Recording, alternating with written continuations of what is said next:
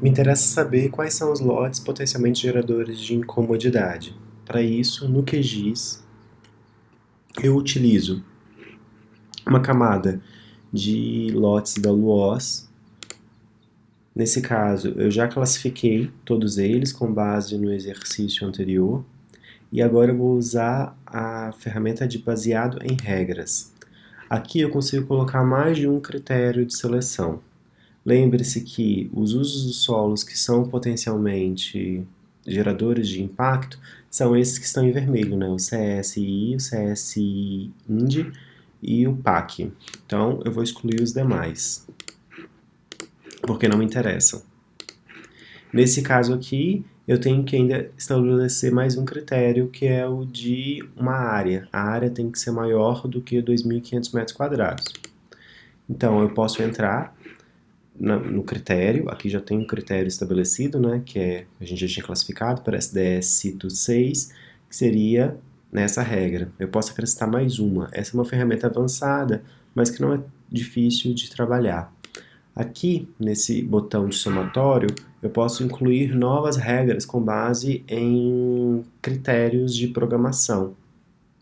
Eu quero essa regra que já está aqui, de seleção de zona, mais, então tem que ser sempre em inglês, né? And o campo cito, que já está lá na aula, cito 3, que me revela o tamanho do lote, que tem que ser maior do que 2.500 metros. Nesse caso, tem que estar entre aspas. Não tem que estar entre aspas. Dou OK. Essa mesma regra que está aqui, ela vai ser utilizada para os outros. Então eu posso copiar e ir adicionando no final de cada uma delas.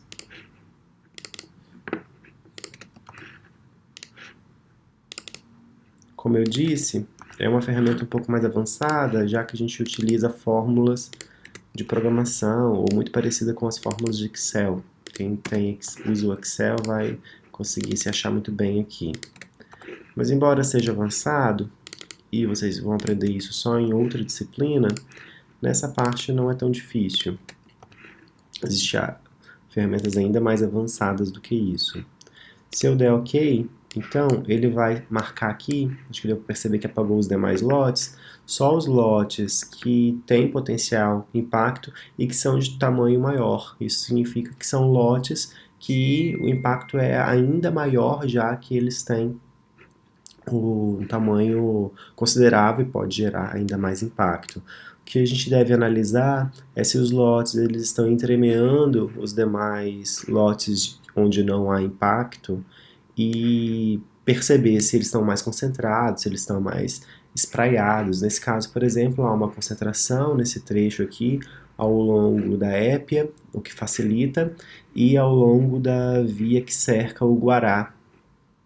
Então, também facilita um pouco a distribuição dessas incomodidades. Ainda assim, no caso desses lotes, há algumas incomodidades porque eles estão muito próximos aos lotes residenciais.